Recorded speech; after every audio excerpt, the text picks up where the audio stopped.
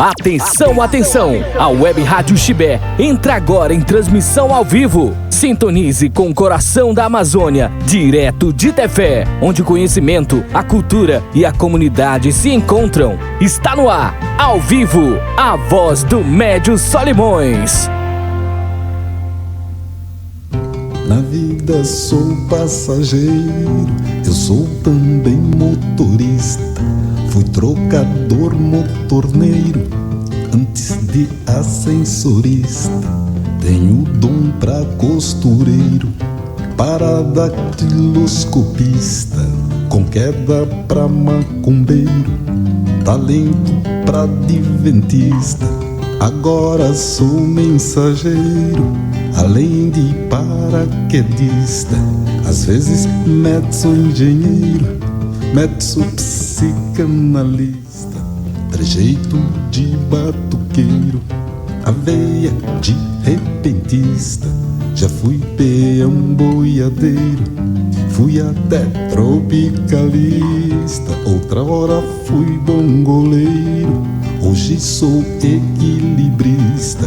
De dia sou cozinheiro, à noite sou massagista. Sou galo no meu terreiro, nos outros abaixo a crista. Me calo feito mineiro, no mais vida de artista. Na vida sou passageista, eu sou também motorista. Sou trocador, motorneiro. Boa tarde, Tefé. Boa tarde, Seste UEA. Estamos abrindo mais um episódio, mais um programa do podcast Trilhas da História. Hoje temos uma presença bem especial, uma participação bem especial. Daqui a pouquinho eu vou explicar. Você acaba de ouvir aí uma linda canção, Vida de Artista, de Itamar Assunção. Olha, essa música já anuncia um pouco aí o bate-papo que a gente vai ter daqui a pouco. Gostaria de agradecer aqui, estamos transmitindo o nosso episódio de hoje ao vivo. Augusto aqui por trás, fazendo toda a cobertura. Caleb Medeiros, do projeto de extensão Trilhas da História. Daqui a pouquinho eu vou apresentar nossos convidados. Gente, olha, e é assim, inspirados por essa linda canção, abrimos o nosso programa, dizendo: seja muito bem-vindo, seja muito bem-vinda ao Trilhas da História, um podcast do projeto de extensão do curso de História da UEA em Tefé. Aqui vamos explorar a memória do passado e do presente na busca de um futuro mais humano, justo e solidário para todos. Estamos já saindo da fase piloto desse podcast, agora ele está sendo semanal. Fizemos nossa estreia em março com um episódio marcante. Você pode acessar esses primeiros episódios no YouTube, Spotify, Deezer e no Amazon. Tudo na palma da sua mão, tá? É só digitar lá, Trilhas da História, e se inscrever e seguir o nosso podcast. Nosso objetivo é atingir a comunidade acadêmica historiadora e a sociedade em geral, especialmente a população de Tefé.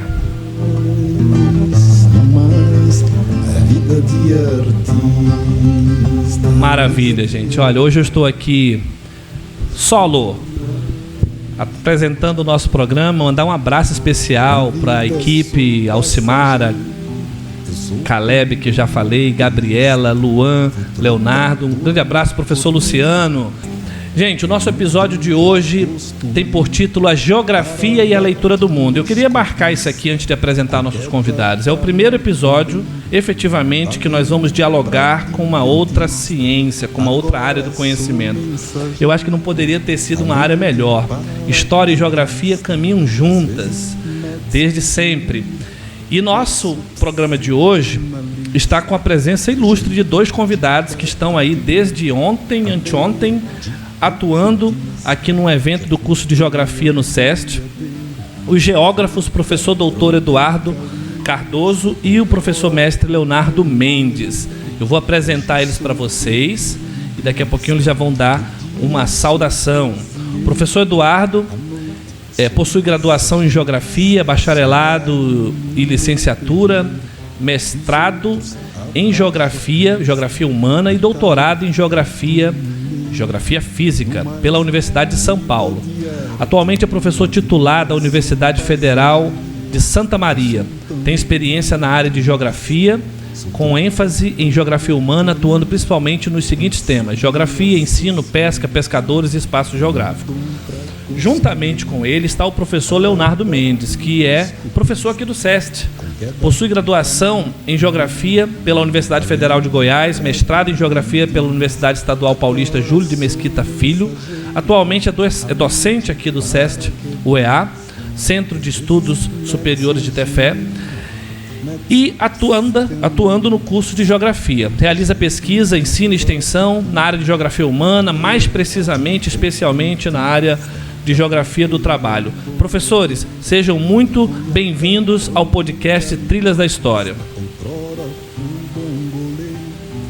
Professor Leonardo. Grato, professor Daniel.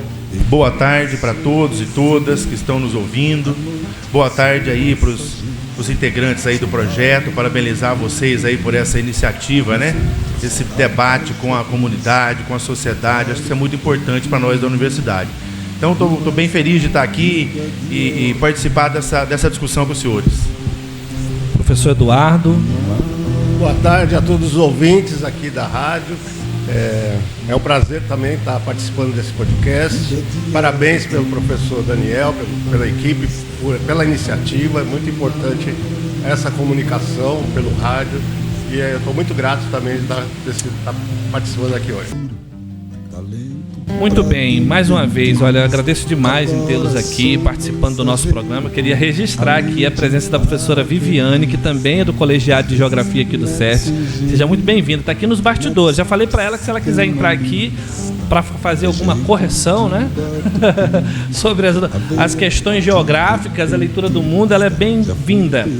Olha, gente, eu queria lembrar, antes de a gente entrar propriamente no nosso tema, que você está aí ouvindo esse programa ao vivo.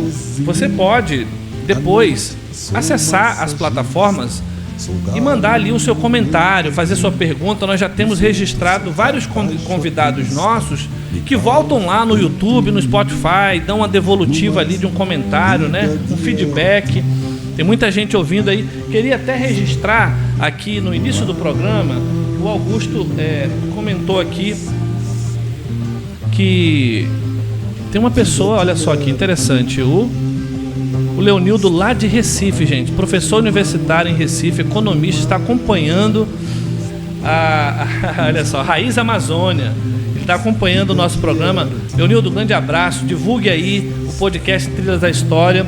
E é isso, a interação com o público é muito importante, tornar esse saber acessível à população comum é um dos nossos principais desafios. Eu vou abrir o nosso primeiro bloco com os professores que vão estar respondendo algumas questões conosco. Quero reprisar aqui para vocês o nosso tema, a geografia e a leitura do mundo. Temos algumas questões nesse primeiro bloco, vamos iniciando. Professores Eduardo e Leonardo, falando já do nosso tema, a geografia e a leitura do mundo. Como a geografia tem contribuído na compreensão da relação das sociedades com a natureza? Explica um pouco disso para a gente, vocês dois, por gentileza. Daniel, essa é uma pergunta assim, muito interessante, muito importante, né, para a gente conversar, né? Porque a geografia, ela é uma ciência, né, que está na universidade, ensinada na universidade, e também está presente nas escolas, né, como parte do ensino básico, né, nas escolas do nosso país e pelo mundo afora, né? Mas esse conhecimento, ele é um conhecimento assim muito antigo, né? Um conhecimento muito antigo. Nós podemos dizer que quando surge o ser humano na Terra, começaram a surgir as questões e os dilemas espaciais, né? Então, a geografia, o conhecimento geográfico, né? Antes de ser ciência geográfica, ele tem um percurso longo, né? É um percurso longo. E, por exemplo, né, os seres humanos morando em condições, né, na floresta, por exemplo, né, no primeiro momento, nômades, né, precisavam sair de um lugar e ir para outro lugar, precisavam ao longo do tempo saber onde estavam os animais mais perigosos, onde estavam os frutos que eram de se alimentar ou não, né? Ou seja, precisava ir e vir, se localizar. Olha a palavra, localizar. Talvez por isso o nome mapa é tão ligado à nossa ciência. Manda localização.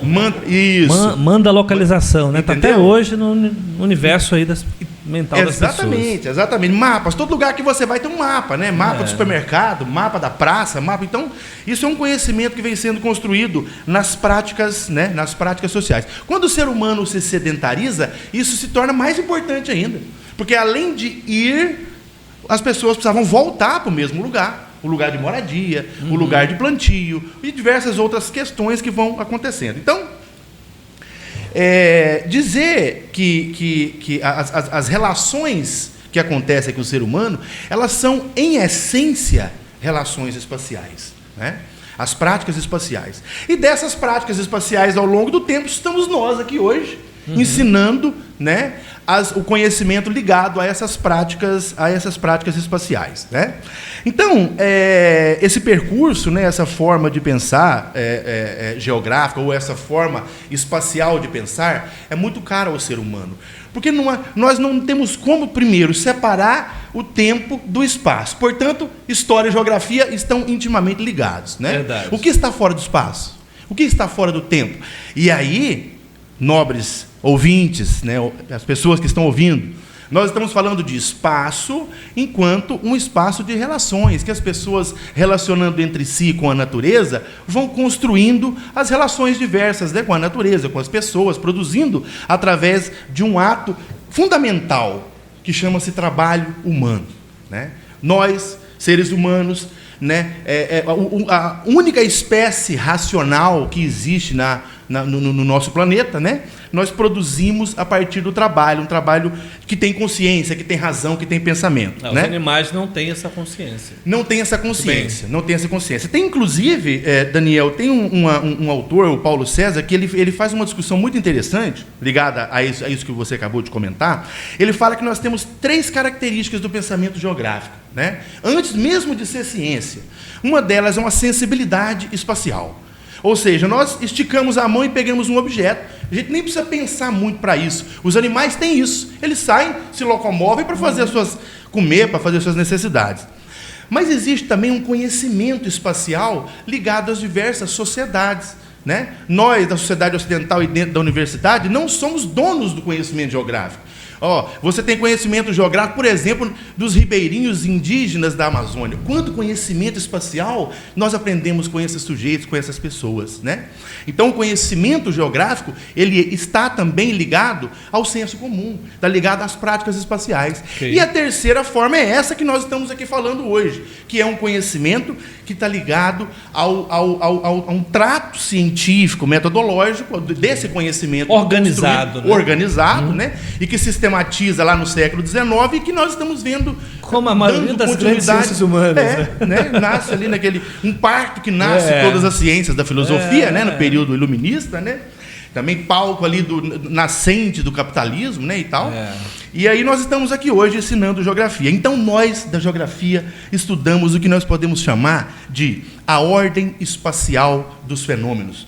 Eduardo, o que nós estamos fazendo aqui agora? Daniel, o que nós estamos fazendo aqui agora? Esta é uma pergunta geográfica. Nós estamos aqui com o sentido de estar localizados nesse lugar. E é isso que nós fazemos. Nós estudamos o sentido da localização, da ordem tópica, do sentido de estarmos em algum lugar. Por que o EA está em Tefé e não em Alvarães? Isso é uma pergunta geográfica, né? Então a gente vem trabalhando historicamente discutindo isso. E mais do que isso, né? Como se isso não bastasse, ao longo desse tempo, nós trabalhamos com as relações dos seres humanos com a natureza. A dinâmica da natureza e a dinâmica da sociedade. Isso cada vez mais interligado, porque não há como separar o ser humano da natureza, né? De modo algum. Então, nós caminhamos, às vezes, dependendo do que nós vamos estudar, caminhamos para métodos e metodologias ligadas à dinâmica da natureza. Outros momentos, nós caminhamos mais para a questão da dinâmica da sociedade, portanto, utilizamos mais questões ligadas à dinâmica da sociedade, mas tudo interligado. De modo geral, Daniel, rapidamente, né? Assim, é isso, né? Acho que você fez uma boa explanação. Se falar mais, vai ter que aprofundar os temas e tem que vir para o UEA. Porque eu acho que são tópicos de fala. Eu estou falando do nosso ouvinte, que de vez em quando a gente esbarra na rua com alguém e fala assim: o que tem lá na UEA? Tem geografia, tem história, vem estudar, vem ser professor, vem formar pessoas. Mas a tua explanação foi bem suficiente. Você teria alguma coisa a acrescentar nesse tópico, professor Eduardo? Eu estou chamando Cardoso, mas o primeiro sobrenome dele é Schiavone. Exatamente. Bom, o Leonardo acho que apresenta, né, mas de forma bastante eloquente, né, da questão. E a gente tem que pensar que esta relação das sociedades com a natureza, ela vai se transformando ao longo do tempo.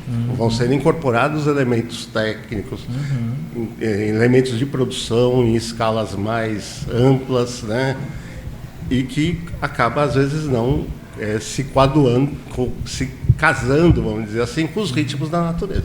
Então, é uma coisa que a última fala dele aqui, ele falou sobre essa afetação da natureza, né? Quer dizer, quando você cita o capitalismo, que está aí triunfando no nosso mundo contemporâneo. É um capitalismo que afeta, sim, a natureza. Nós não temos como gerir essas relações infinitas num planeta finito, né? Eu assisti um documentário, me permita só um rápido comentário antes de ir para a próxima pergunta, de uma pesquisadora que passou 10 anos viajando o mundo todo. Tem muitos anos que eu vi, tem uns 15 anos que eu vi, mas ela tinha passado 10 anos viajando o mundo todo, americana. Não foi uma pesquisa de mestrado, tem que ser em 2 anos, né? Doutorado tem que ser em 4. Ela passou 10 anos viajando o mundo para colher esse tipo de informações que vocês acabaram de colocar aqui nessa primeira parte, para saber como é que o mundo é explorado, como é que o ser humano lida com a exploração do planeta Terra. E as conclusões dela são absurdas, assim. Ela já diz, inclusive, que o país dela precisaria de 5 planetas Terra. 5 planetas Terra, o país dela, o norte-americano, precisaria de 5 planetas Terra para fazer o que está fazendo hoje no mundo. Enfim, foi só um lápis. Depois eu posso até compartilhar. O nome do vídeo é a História das Coisas. Com certeza. Você já deve ter visto. Olha, vamos para a segunda pergunta aqui, professores. Agora, começando com o professor Eduardo, e depois o professor Leonardo também pode complementar. Enfocando agora nas vivências, nas experiências que vocês tiveram nos últimos anos. A gente sabe aqui, eu acho que é importante até a gente revelar uma conversa muito interessante, oportuna, de orientador e orientando. Sim, no doutorado. Então, que relação? Olha, essa relação exige muita sintonia, né? Então, a palavra sintonia aqui não foi por acaso, viu, Augusto? Então, o professor Eduardo está aqui como o professor que já está quase aí, o Leonardo comentou comigo, aí que já está na fase aí quase de defesa, né? Não, ainda não, qualificação ainda. Então tá bom, então me confundi. É que você falou com tanta propriedade, o homem já vai defender. Daqui a pouco nós vamos conversar. Aí que o negócio. Eu espero que permaneça a sintonia, bem? Então, professor Eduardo, que bom a gente descontrair um pouco aqui, né? Mas enfocando nas suas experiências, né? As experiências dos últimos anos, cada qual na sua área, cada qual nas suas especificidades de atuação. Em suas atuações na universidade, como vocês têm trabalhado isso? Quais são as experiências, os feedback, né, das formações, justamente dessa relação de orientação, né? O que tem acontecido aí nos últimos anos? Rememore para nós. Tá certo. Então, veja, quando a gente ingressa numa universidade, a gente tem as tarefas, né, as funções que nós exercemos. Dever de profissão, né? E dentre eles está o exercer o ensino, a pesquisa, a extensão. Isso se manifesta nos vários níveis, da graduação, da pós-graduação, enfim.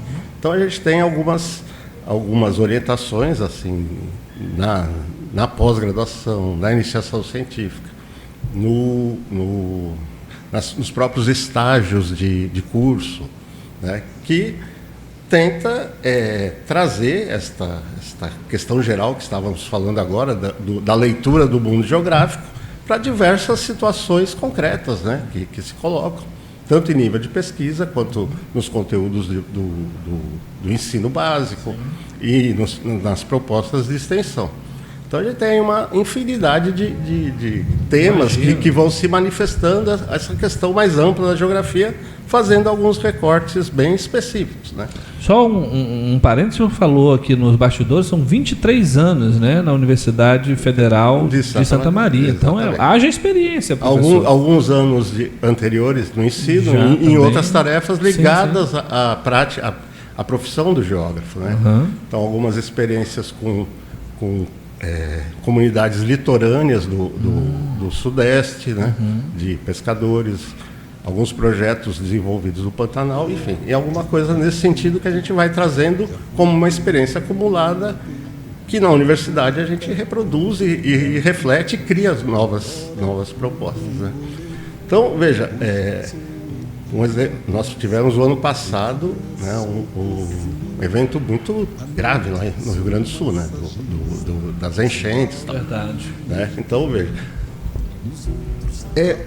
o conhecimento da geografia do Estado parece que se pôs a aposta, né? A questão mas isso a gente pode voltar talvez um pouco mais para frente.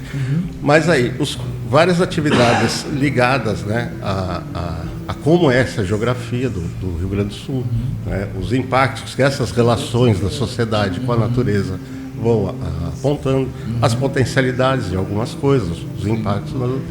Então, o Leonardo entra nesse processo de orientação, né, com um tema específico aqui para ter fé. E também é interessante porque a gente às vezes tem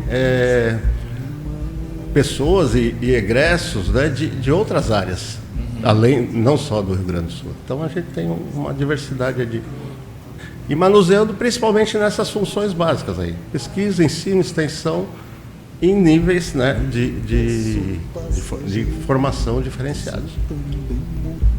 Muito bem, acho que foi um bom resumo para 23 anos de atuação no ensino superior. E aí, Leonardo, o que você teria para acrescentar nisso aí? Bem, bem lembrado, viu, Daniel? Professor Eduardo, é uma honra estar aqui também nesse debate com o professor Eduardo, né? A gente participa, Daniel, de uma rede de estudos do trabalho, que é o Centro de Estudos de Geografia do Trabalho. Foi por essa ocasião que a gente se conheceu em alguns eventos, e tal, a gente foi se conhecendo, e para a gente poder dar continuidade aí, desenvolver uma tese de doutorado. Bom, que está no início, viu, Daniel? Por favor. Se depender da empolgação, ele já está pronto para qualificar, hein? Porque o homem é muito bom a gente encontrar um professor que fale com essa vida. É a primeira vez que a gente... Essa vida, né? Essa espontaneidade, essa eloquência, foi o termo que o professor Eduardo usou. Tem algumas pessoas que não demonstram tanto essa alegria, né? Quando vão falar, não sei o quê. Você não, você assume. Mas, Daniel, falar de geografia para mim é uma coisa assim muito... É tua missão na vida, eu vivo assim geografia, né? Vocação, então, para mim é uma coisa que eu falo. Eu sou assim também com a história, mesmo, tá? Sabe? Né?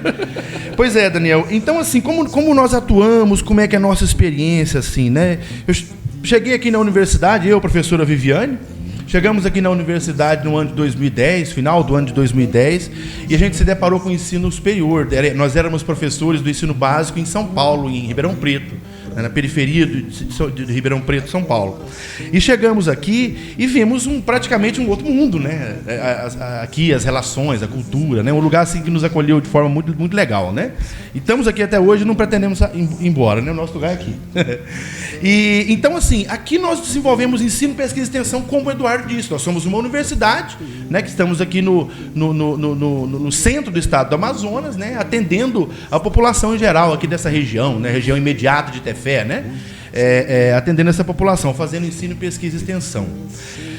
Daniel, eu olho para a realidade procurando entender o porquê das coisas, as contradições que emanam das coisas que acontecem, né? Então, quando a gente chega num lugar, por exemplo, e vê tantas questões, problemas ambientais, né? Tantas questões assim de lixo, de situações que acontecem, de formas de moradia e de contradições ligadas às questões sociais, por exemplo, a diversidade de trabalhadores e trabalhadoras nas ruas e nas calçadas, né? Pessoas buscando a sua sobrevivência, né? Então isso me chamou muita atenção, e como eu já estudava geografia do trabalho, eu procurei iniciar, Eduardo, observando, olhando essa geografia do trabalho, né? E assim, Daniel, os nossos projetos, parceria com a professora Viviane, e agora bem recentemente com o professor Eduardo, que também já está participando de projetos com a gente aqui, né? Olhando para quem? Para quem constrói a cidade. Isso. Constrói a cidade. Então, quem? São os carregadores do porto, São os vendedores de peixe, tanto ambulantes quanto em banquinhas, os vendedores de hortifruti, vendedores de assados, aquelas pessoas que abrem um pedacinho ali da sala, começam a vender estiva, né? São pessoas que estão procurando uma forma de autotrabalho, que também é uma forma de trabalho informal. E nós, Daniel, sem essas pessoas, não tem alimento na nossa mesa. Verdade. Não tem peixe, não tem farinha, não tem absolutamente nada para a gente comer, a não ser o que sobra no supermercado, industrializado, ligado à lógica da acumulação do capital, que é caro e que tem o objetivo, em muitos casos, de envenenar as pessoas. É verdade. Está ligado ao agronegócio e um debate muito mais amplo do que isso. Né? Então aqui, a gente procura olhar para esse espaço, essa ordem espacial do trabalho. Então, eu coordeno o LAGETAM, que é o Laboratório de Geografia do Trabalho e Dinâmicas Territoriais na Amazônia, né? E eu, professora Viviane, professora Elba, professor Jubrael, a gente vem desenvolvendo trabalhos aí, né? E com parcerias, né? Agora com parceria com o GEGTA, né? Que é o grupo de estudos coordenado pelo professor Eduardo, lá na Universidade Federal de Santa Maria. E a gente vem procurando conhecer, entender, e a minha tese é nesse sentido, de entender a geografia do trabalho informal. Como que esses trabalhadores se organizam, quais são os seus dilemas, qual são a relação dessas pessoas com o Estado. Né? O Estado auxilia, a Prefeitura Municipal ou no âmbito estadual e federal, auxilia essas pessoas. Porque, Daniel, sabe quantos % da população de Tefé é informal? 96% dos trabalhadores de Tefé são informais. Um percentual altíssimo, não sabia disso. E 43,9% da população de Tefé vive com menos de meio salário mínimo mensal. E, por outro lado, nós temos uma renda per capita, ou seja, a quantidade que é produzida, né, no município, dividido pela população economicamente ativa, é quase R$19 mil. Então, nós vivemos em um espaço, em uma espacialidade extremamente desigual. E isso me chamou a atenção. Me fez procurar o professor Eduardo e dar continuidade a essa tentativa, né? Essa tentativa de compreender a realidade do trabalho. Porque, diante de tudo isso, Eduardo e Daniel, o grande objetivo é pensar, junto com essas pessoas, porque nós aprendemos muito mais do que ensinamos, formas de desenvolvimento que, de fato, atendam a demanda deles, as pessoas.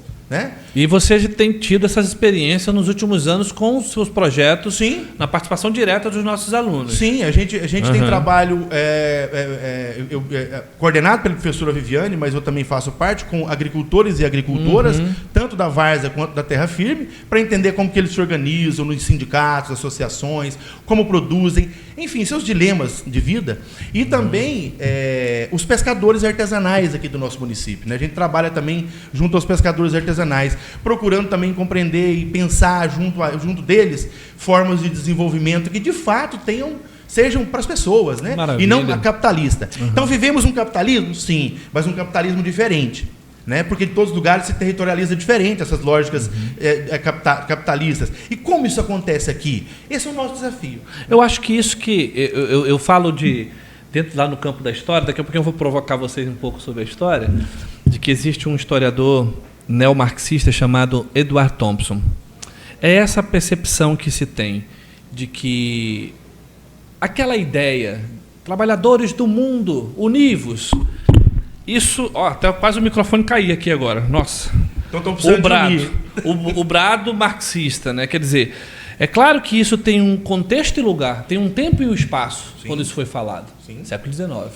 Sim. Estamos no século XXI. Sim. Então, eu tenho uma existência finita. Se eu tiver uma existência, uma média de 70 anos, eu tenho que levantar minhas mãos para o céu. O que eu vou fazer nessa vida? Qual é a revolução que eu quero? Você acabou de dar um modelo perfeito de revolução. Uma micro-revolução. Uma revolução na consciência histórica das pessoas, de saber quem elas são, de saber o quanto elas podem alterar o seu modo de vida para melhorarem, porque só tem uma geração para viver, amigo. O processo histórico demora. Não é crítica nenhuma aos marxistas ortodoxos, por favor. Mas é claro que é necessário a gente pensar o que você acabou de explicar. Olha, eu acho que a gente terminou bem esse primeiro bloco de questões. Nós vamos agora um pequeno intervalo, dar uma respirada aqui, porque foi conhecimento, meu amigo. Tá? Vamos ouvir aí Tempos Modernos de... Olha só, Tempos Modernos de Lulu Santos. Daqui a pouquinho a gente volta.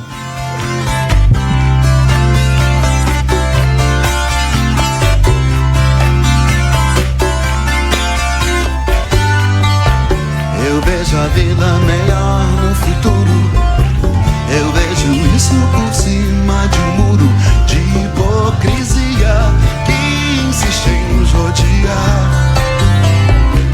Eu vejo a vida mais clara e farta, repleta de toda satisfação que se tem direito do firmamento ao chão.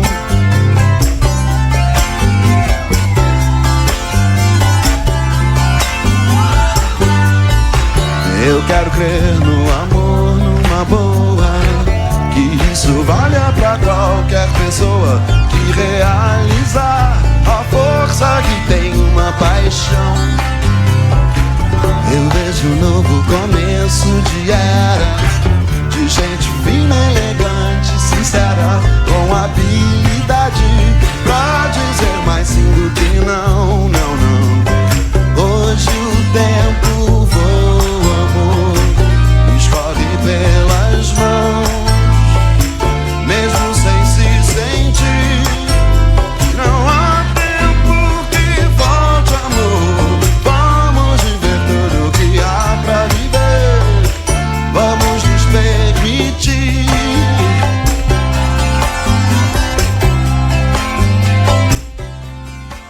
É isso aí. Lu Santos, Tempos Modernos. Estamos voltando aqui. Você que relaxou aí ouvindo essa música.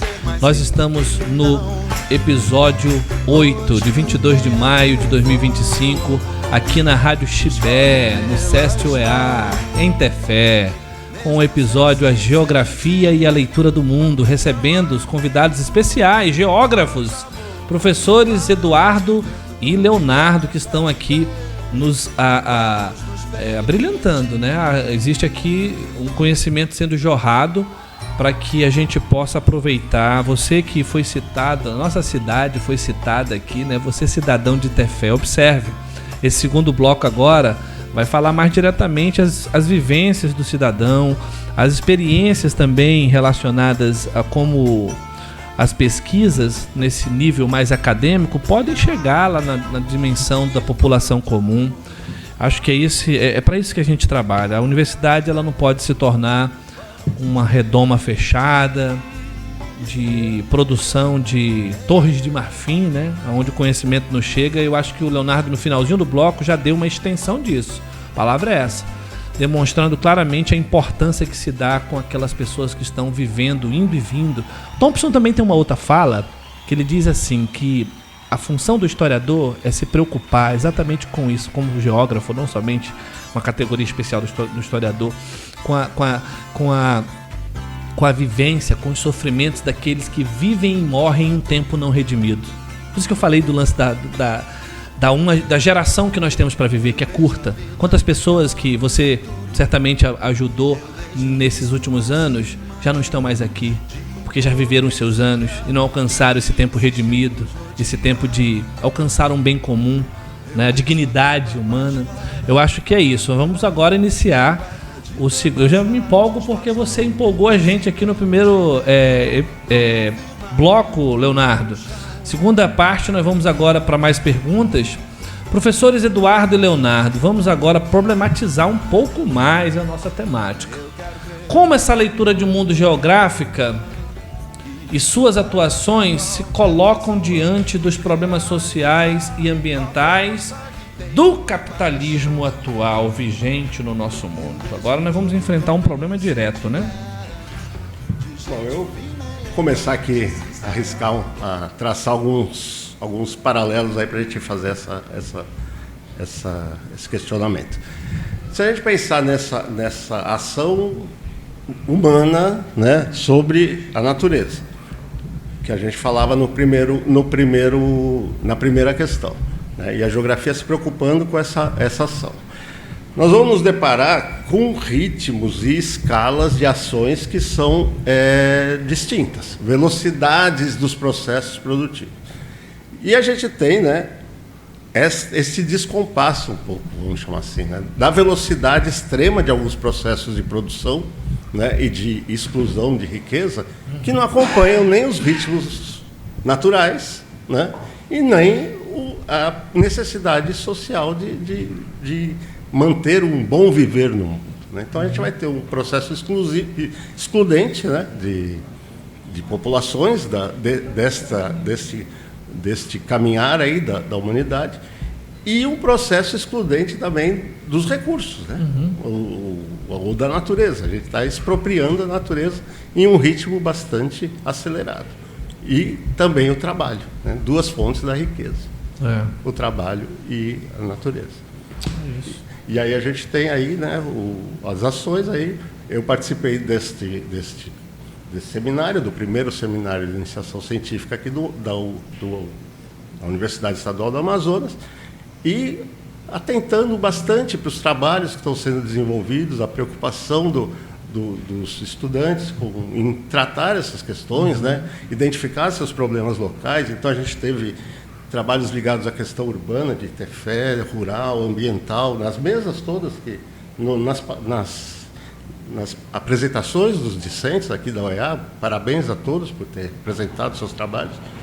Questão de alternativas, de turismo, de usos, né, que possam ser mais equânimes, né, no sentido de um problema que possa superar essa fase tão excludente do capitalismo, né, que vai dilapidando o trabalho e a natureza. Agora, eu só botando assim um salzinho assim no tempero aí, para você concluir alguma coisa acerca da questão do capitalismo, vinculando ao evento de iniciação científica. Quer dizer, nós estamos com futuros pesquisadores, né? Como é que você traduz isso aí, Leonardo? Dentro da mesma pergunta, tá? A questão do inimigo comum do capitalismo. Assim, Daniel, nós tivemos agora durante 2 dias, né, no primeiro seminário de iniciação científica do curso de Geografia, uma iniciativa que eu achei muito, muito interessante, né, trazendo para o centro do debate os alunos e as alunas, né, que vêm trabalhando com extensão e iniciação científica do nosso curso, né. Nós temos todos os professores e professoras trabalham com iniciação científica, né, e a maioria também com extensão. E nós passamos esses 2 dias refletindo, não sentado no ar-condicionado, olhando para, assim, viajando, né? Não, nós estávamos falando sobre trabalhos realizados pelos alunos e pelas alunas, né? Orientados por nós, mas trabalhados pelos alunos e as alunas, e a gente vem refletindo isso. Daniel, é importante colocar assim, que nós não estamos aqui falando que a universidade tem a solução para todas as coisas. Nós não estamos falando que o conhecimento científico ele é mais importante do que o conhecimento, qualquer outro conhecimento que seja. Nós estamos querendo dizer que nós somos uma forma de produzir conhecimento que é importante. A geografia é uma ciência imprescindível, porque nós estudamos a dinâmica espacial das coisas. Mas ela não é mais imprescindível do que a história, do que a letras ou qualquer outra ciência. Nós estamos em meio a esse conhecimento científico, procurando dar a nossa parcela de contribuição. Né? Então, é isso. Quando nós chegamos junto aos pescadores e pescadoras, agricultores e agricultoras, os trabalhadores em geral, urbanos aí da cidade de Tefé, nós não chegamos com uma receita dizendo que eles têm que fazer isso, aquilo, se organizar assim, assim. Pelo contrário, nós acolhemos e recebemos para a gente entender quem são, o que fazem, o que pensam, né? Porque senão fica muito assim, uma redoma que tem um monte de conhecimento que vai levar para a comunidade. Não é isso. A universidade é sociedade, né? E todas as contradições da sociedade estão na universidade, né? Então, dentro desse caráter de humildade que o Paulo Freire dizia, né, ligado ao conhecimento científico, né? Nós temos que ter saber que o nosso lugar no universo, ou seja, nós estamos dando uma pequena parcela de contribuição importante, mas não mais do que outras formas de conhecimento, né? E olha, só um parênteses, o Paulo Freire fez justamente isso nos mangues do Recife. Sim. Foi lá com os trabalhadores camponeses que ele conseguiu desenvolver uma metodologia que tivesse disponível no universo prático e da vivência daqueles camponeses, né? E revolucionário, Sim, né? grande Isso, sujeito. só um parênteses. Né? Grande sujeito. Então, Daniel, assim, eu sou uma pessoa que eu olho para a sociedade, né, independente, porque às vezes a gente fica falando que nós somos críticos do capitalismo, aí fica até chato, né? Os caras só sabem falar do capitalismo, né? Mas o que nós estamos fazendo é tentando entender como que este sistema destrutivo, que se reproduz destruindo a natureza, explorando o trabalho, como que esse sistema se reproduz em Tefé e na região de Tefé. Porque nós estamos na Amazônia, que é uma das regiões assim mais importantes, né? Ao longo da história da humanidade, não é só agora não, né? A Amazônia é extremamente importante. Então, assim, os projetos de desenvolvimento que foram implantados na Amazônia ao longo do tempo, na história do nosso país, foram extremamente destrutivos, né? Então nós precisamos pensar, e isso vem acontecendo. Chico Mendes é um exemplo disso. Mas antes disso, né, o movimento da cabanagem, né, é um exemplo disso, né? Ou seja, dos amazônidas, dos povos amazônidas, refletindo, pensando e agindo no sentido da construção de uma sociedade que seja de fato para os amazônidas, né, e para as amazônidas, né? Então é nesse sentido que nós da ciência, né, podemos contribuir, né? Então, quando a gente olha, por exemplo, os produtos básicos de Tefé, a gente vê a farinha, a castanha. Quem nunca passou ali na estrada do aeroporto e viu os trabalhadores com aquele monte de farinha amontoada lá, e aí, se chover, vai perder toda a produção? Gente, nós somos uma cidade que estamos aqui há muitos anos, e não conseguimos resolver um armazenamento de farinha. Armazenamento de pescado, tem que se submeter a frigoríficos, tem que se submeter aos compradores. Ou seja, está na hora de pensarmos de fato em quem produz e reproduz esse espaço, essa cidade, que são quem? Trabalhadores e trabalhadoras. Quem são essas pessoas? Somos nós da universidade também. Quando eu chego numa sala de aula e pergunto, gente, nós vamos falar de globalização, não é? O mundo é uma aldeia global, não é? Então, todo mundo estamos interligados, não é? Quem aqui já foi em Manaus? Menos da metade da sala de aula. Quem aqui entrou num avião? Nenhum levanta a mão. O aeroporto está aqui do lado. Então, se a gente vê a paisagem da chegada da cidade pelo aeroporto, é uma coisa. Se a gente vê a paisagem da cidade chegando pelo rio, é outra coisa. É verdade. Então, a gente olha o porto da cidade de Tefé, está lá o lugar para onde parar os grandes barcos de mercadoria. E os catraieiros que diariamente, que são pescadores, agricultores, que têm que colocar a canoa no fundo para não ser roubada. Não tem lugar de parar. Então, ou seja, chega o momento de a gente poder refletir essas contradições, entender essas contradições, não no sentido de pessoas que estão aqui pensando aquela realidade lá fora, não, de trazer esse povo para dentro da universidade. E nós fazemos universidade com coração, né? Fazemos universidade no sentido de contribuir. Formamos professores e professoras, claro, isso é fundamental. Mas também nós temos também que estar ligados nesse processo, né, de entendimento e de transformação social, que eu acho que é a função da universidade. Maravilha. Gente, olha, mais uma pergunta aqui para eles. Eu acho que, honestamente falando, o Leonardo acaba indo além do que a gente está perguntando e respondendo já, porque a pergunta diz respeito ao cidadão comum. Ela diz respeito, não sei se tu vai querer acrescentar alguma coisa, talvez do professor Eduardo, em relação a esse cidadão comum que precisa compreender, a partir do olhar geográfico ou de uma leitura do mundo própria, como esses saberes podem contribuir para a justiça social e ambiental que envolve todos nós. Quer dizer, vejam aí, os dois podem dar uma pincelada, mas como que esses saberes que a universidade prover, vamos colocar assim, pode ajudar esse cidadão que se aproxima lá, como você citou o projeto da professora Viviane, agricultores, para compreender que aquilo ali não diz respeito só ao dinheiro que ele vai ganhar, mas é uma questão de justiça ecológica, uma justiça social, uma justiça ambiental que é para o bem comum, para as pessoas que vivem aqui, para diminuir essa imagem de desigualdade da cidade que você acabou de descrever, Leonardo. Vamos lá.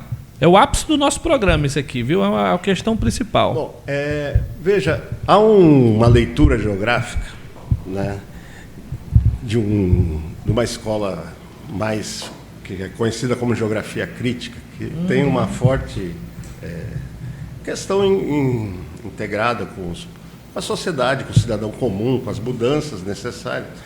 que fala da necessidade de você entender sua vida local e relacionar com os processos que estão para fora do lugar, que impactam bastante a vida local. Então, essa articulação entre o que acontece aqui com o que acontece em outras esferas espaciais, na nação, no país, no continente, esta tentativa de entendimento para poder pensar estratégias para fugir aí desses sistemas de subordinação, tanto do trabalho quanto a aceleração da natureza, da exploração da natureza, é importante fazer essa articulação, entender a sua geografia e como ela se articula. E também, do ponto de vista da ação, né, a gente tem os agentes que produzem o espaço geográfico. E um deles são as prefeituras, os governos estaduais, os governos... Então, o poder público. O poder público em geral, as empresas com suas estratégias de ação e os cidadãos, o mundo do trabalho fazendo também a sua geografia.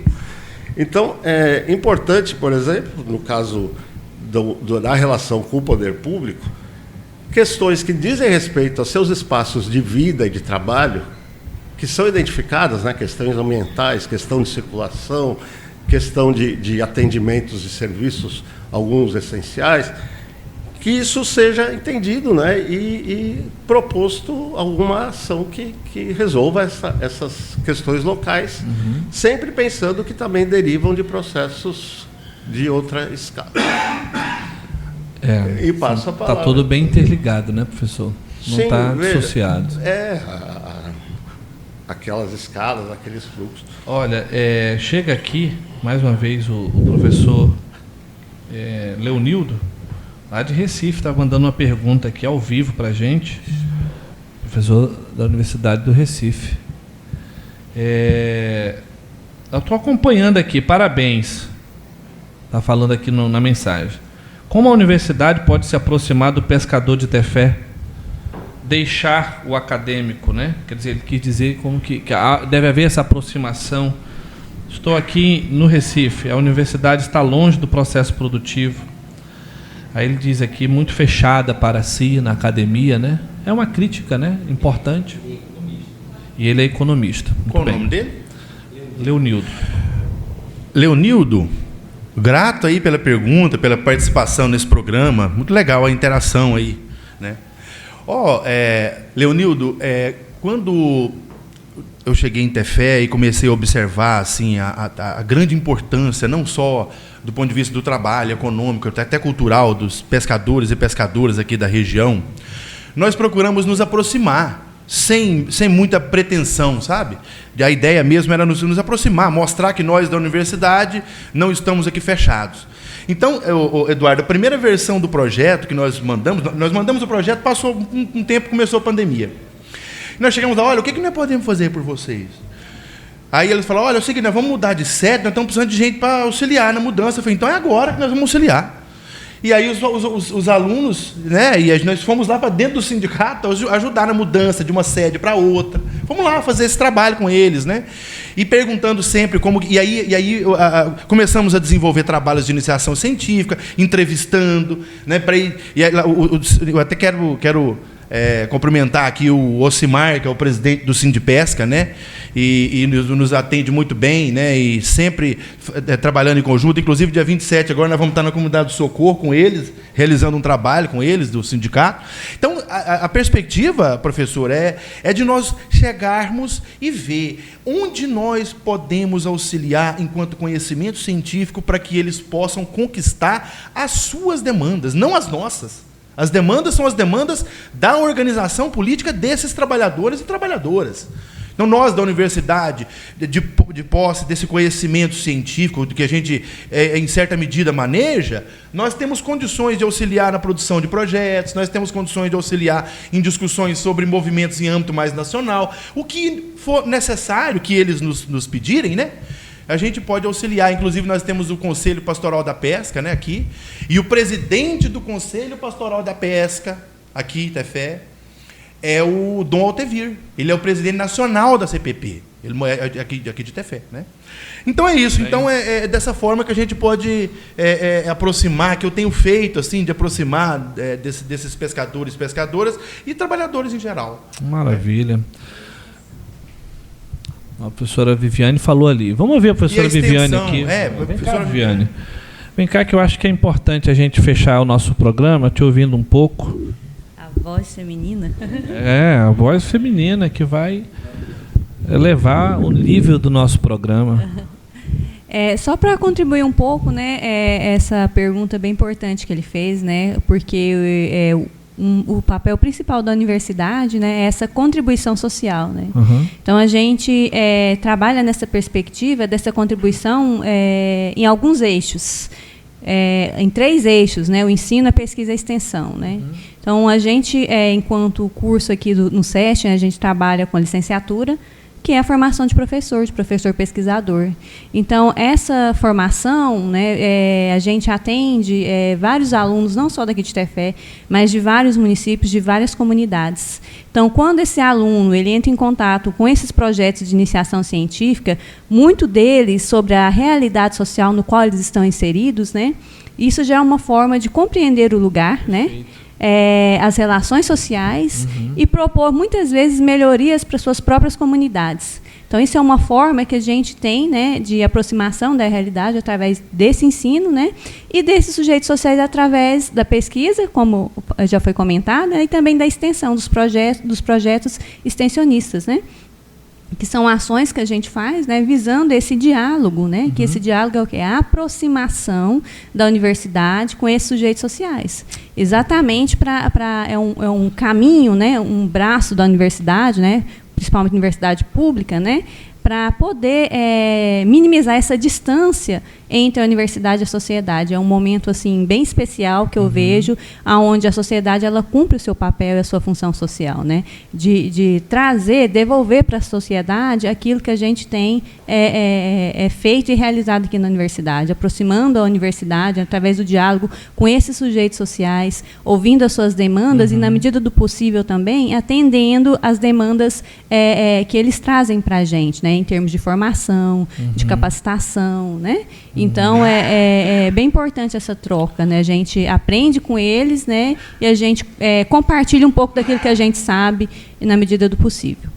Essa participação da professora Viviane aqui, gente, ela fundamenta, acho que uma resposta nesse programa, que é da universidade, que é do curso de História, para muita gente que nesse ambiente de negacionismos de todas as espécies que estão nas redes sociais, acabam olhando para a universidade como algo obsoleto, ultrapassado, que é um monte de gente que fica filosofando para si. Isso aqui é a comprovação mais evidente de que teoria acompanha a prática ou vice-versa. Quando ela fala do estudante, que é o seu aluno, o estudante transita nesse ir e vir da sala de aula com aquela preparação do terceiro nível que você explicou, do acadêmico, do metodológico, e ele devolve, ele transita para o seu espaço, com a sua dinâmica própria, com a sua própria problemática, ele tem soluções. Eu acho que a tua participação ajuda muita gente a fundamentar isso. Poxa, gente, chegamos ao final de mais um episódio do Trilhas da História.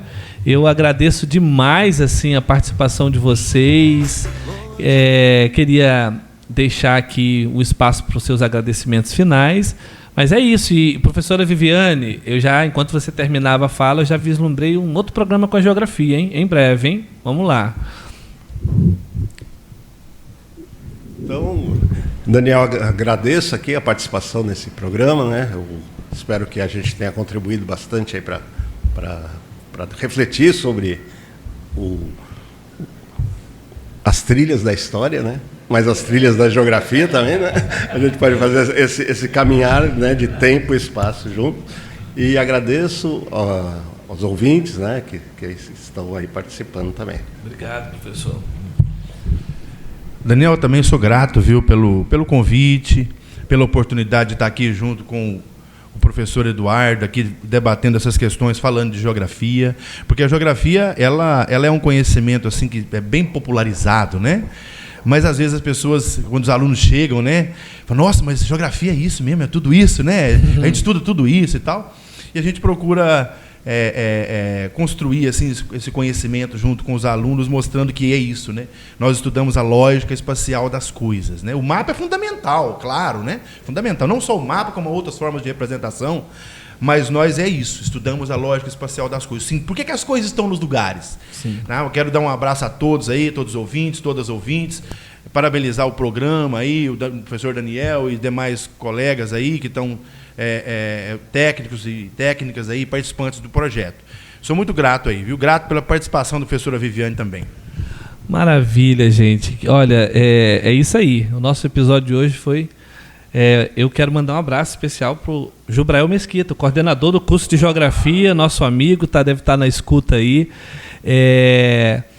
Quero convidar os nossos ouvintes a interagir, compartilhar o nosso programa. Segue o nosso Instagram, digita lá, Trilhas da História. Olha aí a sugestão para geografia, Trilhas da Geografia. Trilhas está mais a ver com o espaço do que com o tempo, né? Mas enfim, fica a dica aí. Acesse lá, estamos no YouTube, Spotify, Deezer, Amazon. No próximo episódio, nosso próximo episódio será semana que vem, onde nós vamos estar com o professor Adalberto Paes, que é o presidente nacional do GT Mundos do Trabalho. Inclusive, nos dias 28, 29 e 30, estaremos lá na UFAM, nesse evento do Mundos do Trabalho, Memória e História do Trabalho, 100 anos do 1º de maio, o que comemorar, entre avanços e retrocessos. Mandar um abraço para o professor Luciano, que é o coordenador do GT Mundos do Trabalho aqui no Amazonas. Será um momento muito bom. Já estou divulgando, porque na quinta-feira que vem, no meio do evento, o episódio do professor Adalberto Paes.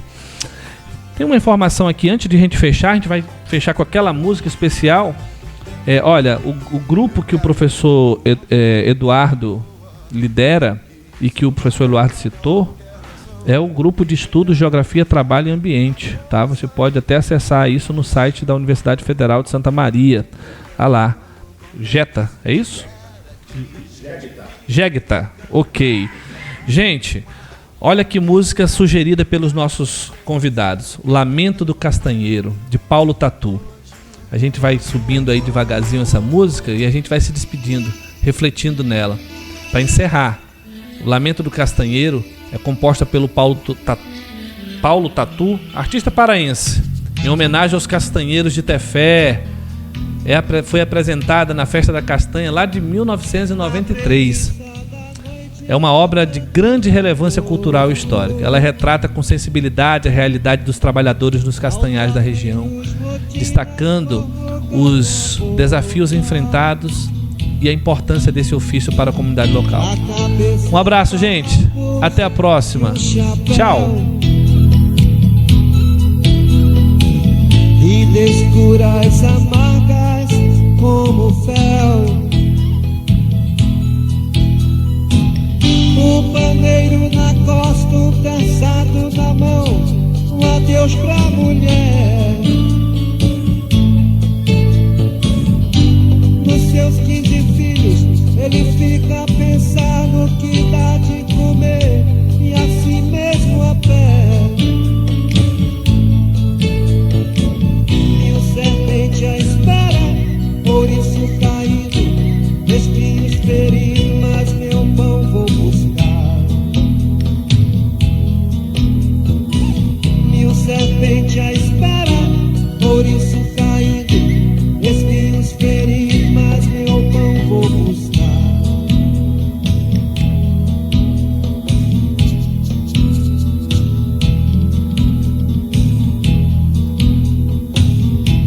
A boca da noite chegou o caboclo, cansaço, a fome matando pouco a pouco.